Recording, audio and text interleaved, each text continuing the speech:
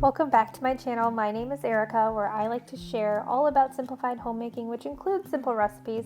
And today I'm going to show you how to make the easiest homemade pizza crust. So first you're going to start out in the bowl of a stand mixer with a teaspoon of sugar and some hot water. You're going to need a cup of, warm water. And what I like to do is I measure it out in a mason jar, put it in the microwave for 40 seconds, and it is perfect. Then you are going to add your dry active yeast, and I just keep mine in the freezer, but you can use the little packets.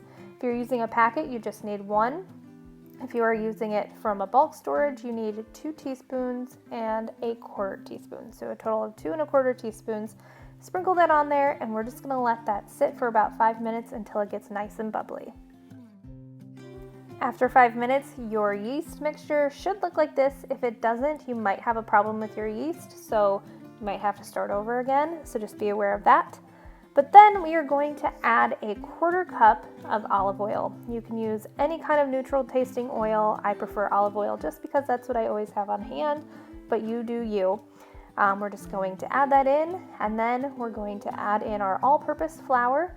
I am going to add 3 cups to start, plus 1 teaspoon of salt.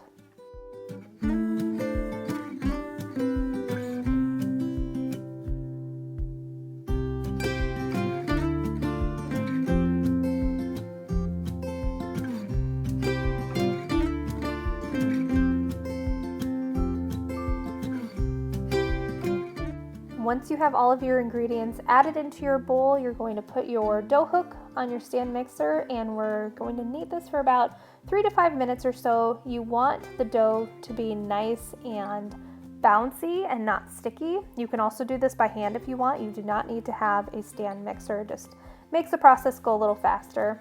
If you're finding that your dough is still sticky, you might want to add in a little bit of flour. At this point, mine was still sticky, so you don't want to add too much. So just sprinkle a little bit and knead it, and just keep checking on it. It shouldn't need more than maybe a 1/2 cup at the very most. But when your dough is all ready, you're going to hand knead it, make it into a nice little ball, and we are going to leave it in the bowl of our stand mixer for about an hour until it doubles in size. Now, depending on the time of year, if it's cold, it might take a little bit longer. If it is nice and warm outside, then it might be pretty quick to rise. So you'll just have to play it by ear, maybe check it after a 1/2 hour if it's warm outside, and your dough might be good to go. But you do want it to get a nice rise, because that's when you get the nice air pockets in your final product, your pizza crust. So I'm just gonna hand knead it just a little bit, just to make sure that it is nice and incorporated. And then you can, if you want to, add a little bit of olive oil so it doesn't stick to the sides too much. I usually skip that step. It's kind of messy and I just don't want to do it, but you go ahead and do it if you want to. And then you can put a tea towel or some plastic wrap and just let it sit for an hour. Once it has sat, I'm going to show you here. Ta-da! It looks so beautiful. It has more than doubled in size, and it is ready to be made into pizza. Now you can make it into all kinds of different things, and I do have a blog post that'll be linked down below in the description if you want to check out other recipes that you can make with this dough. But I'm just going to turn it on to a floured surface, and we're going to hand knead it just very slightly before we get going on our pizza. So I'm just hand kneading it, and then I'll divide it into 2. Now what I like to do is I have a 12-inch cast iron skillet and a 10-inch cast iron skillet, and so I kind of do 2/3 of the dough for the 12-inch skillet and 1/3 for the 10-inch. But you can make this into a square pizza. You can do a couple different sizes, whatever you want. But I am just going to roll this out just a little bit, but I find it's almost easier to stretch it out. And at this point, your dough should be really stretchy and really pliable, really soft. So that should be pretty easy to do without tearing it. So I kind of roll it out to a general shape, and then I'm going to place it into, this is the 12-inch cast iron skillet, and I can leave a link to all of the cast iron that I use. I just use Lodge. It's super affordable. I have had these now for 3 or 4 years, and I love them. but I just kind of work my dough and get it how I want. So the bottom is a thinner crust, and then I have a nice edge to it.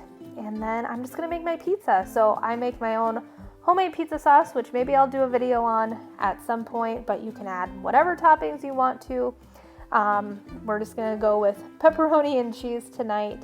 But you can make calzones, you can make breadsticks, you can make stromboli. That's another one that I've done quite a bit in the past. But this is a recipe that I've been making for over 7 years at this point. And it is just so good. It is, not to toot my own horn, but a little bit close to restaurant quality. I think it's just so good, and my family loves it.